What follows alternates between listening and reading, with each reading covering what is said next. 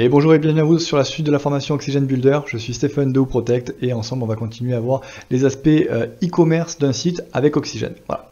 Donc là pour le coup on va s'attaquer justement un petit peu à la partie panier, puisque là actuellement il est juste présent dans le menu mais il n'est pas très parlant. Si je rajoute justement un produit, voilà, donc là vous voyez que je n'ai pas forcément de notification, je n'ai rien du tout.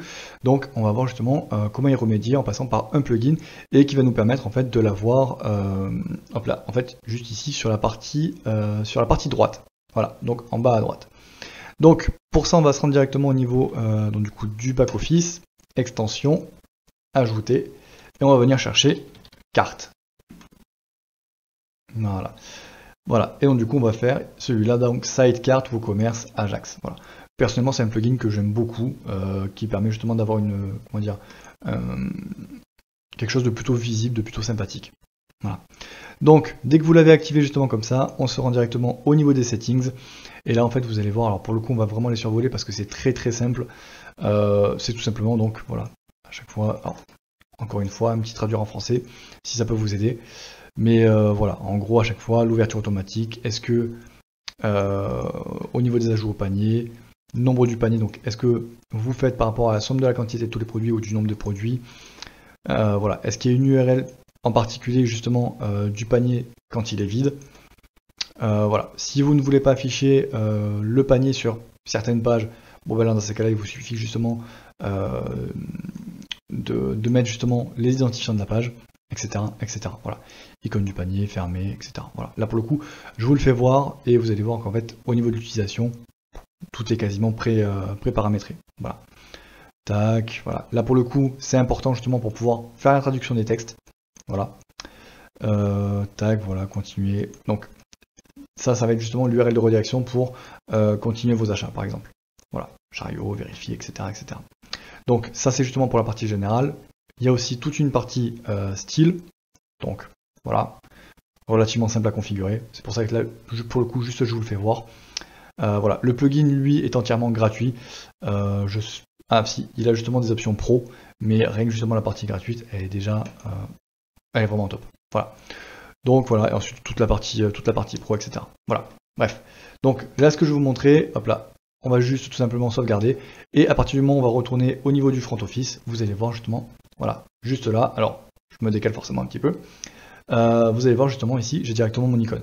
Bien évidemment, encore une fois, au niveau du paramétrage, vous avez la possibilité de changer les couleurs, de changer l'emplacement, vous allez pouvoir le monter un petit peu plus, le mettre là où vous voulez, mais justement dans l'idée c'est que à partir du moment où on va ajouter justement des, comment dire, des produits, donc là par exemple comme ça, voilà, directement j'ai, hop là, toute une colonne justement qui va venir s'ouvrir, et vraiment avec un affichage qui est plutôt parlant. Voilà. Donc avec tout ça, je vais pouvoir directement les supprimer, les ajouter, faire ce que je veux, continuer sur mon shopping, et dans ces cas-là, ça me ramène directement sur la page, ou alors directement, hop là, voir ma page panier et je suis ramené justement sur ma page panier, ou alors directement au checkout et je suis ramené justement vers la page de validation de paiement. Voilà. Donc ça du coup c'est plutôt pratique. Bien entendu, donc là tout l'affichage, les boutons, les couleurs, etc. directement au niveau de la personnalisation du plugin. Voilà. Donc maintenant par contre ce que je vais venir faire, c'est que je vais venir retirer tout simplement mon panier du menu, et ce qu'on va faire deux menus différents, donc un pour le desktop et un justement au niveau de la version mobile. Alors pour ça, donc du coup on va faire ça, apparence, menu. Ici au niveau du panier, on va venir le retirer. Voilà, on enregistre. Et je vais venir justement ici créer un nouveau menu que j'appellerai donc mobile. Donc même principal, mobile. Voilà. Donc je vais venir le créer, et cette fois-ci justement effectivement je vais rajouter donc mon compte, je vais tous les afficher, donc accueil, boutique, contact également, puisque là au niveau de la version desktop tout simplement je vais enlever le bouton contact pour le rajouter justement au niveau du menu. Tac, et est-ce que j'avais autre chose? Alors je vais l'enregistrer, je vais passer justement vers le précédent. Accueil, boutique, mon compte. Voilà, c'est justement mon compte qui me manque. Voilà, comme ça. Parfait. Donc voilà, donc à ce moment-là, justement, maintenant, je viens ouvrir mon template main, justement, pour pouvoir retoucher, justement retoucher mon menu. Voilà. En même temps, justement, ça va me permettre de vous montrer une petite astuce quand vous voulez justement comme ça changer de menu. Alors, je suis ici au niveau de ma structure, pas de souci, tac, tac, voilà. Donc là actuellement, j'ai mon menu pro justement qui est ici avec mon menu principal, et vous voyez qu'en fait, si je viens ici par exemple lui dire, ben, en dessous de telle taille justement, tu viens changer et tu te mets en menu mobile, en réalité, ça vient de changer, comment dire, ça vient changer dans la généralité.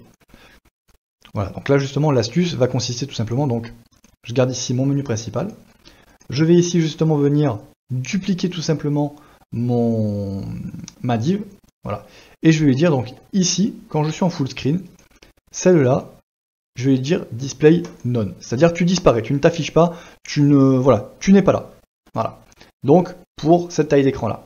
Et bien évidemment, par exemple, quand je vais passer ici, donc je vais venir la réactiver avec un display flex. D'ailleurs, je vais juste, si je désactive ça, bon non, c'est vraiment, il faut que je le fasse en flex, et je vais dire donc comme ça, voilà. Et dans ces cas-là, la section du dessus, celle-là, cette fois-ci, je vais lui dire, toi, à ce moment-là, et uniquement à ce moment-là, tu me feras un display none. Voilà. Donc, en fait, ni vu ni connu, justement, je viens changer. Ici, c'est cette div-là qui sera activée, et ici, ce sera cette div-là qui sera activée. Donc, le plus gros avantage qu'il y a, c'est que ici, du coup, je vais pouvoir donc déjà supprimer mon bouton puisque il va apparaître directement dans mon menu. Mais du coup, je vais pouvoir lui dire, ben voilà, tu vas m'afficher le menu mobile. Voilà. Donc forcément, quand je vais le cocher, j'aurai ici mon lien contact. Voilà. J'enregistre. Hop là. Je vais passer donc du coup directement au niveau du front office. Voilà. Et donc, ici, si je fais un petit inspecter, donc là je vois actuellement, j'ai accueil boutique mon compte et le bouton contact. Et si je viens réduire, hop là, de ce coup, justement, je n'ai plus mon bouton contact et j'ai mon nouveau menu. Voilà. Donc c'est justement un petit peu ensuite la petite astuce pour pouvoir donc sortir l'icône panier de là et donc du coup avoir justement un petit switch au niveau du menu. Voilà. Donc c'est tout justement pour cette vidéo qui est relativement courte mais qui vous permet justement d'avoir différentes astuces. Donc voilà. Si ce type d'astuce vous plaît, n'hésitez pas justement à me le dire en commentaire. Si ça vous a plu, un petit pouce bleu, ça fait toujours plaisir. Et sinon, n'oubliez pas toujours de vous abonner à la chaîne si ce n'est pas encore le cas pour pouvoir suivre toutes nos vidéos et la suite de la formation. Voilà. Moi je vous donne directement rendez-vous dans les prochaines vidéos.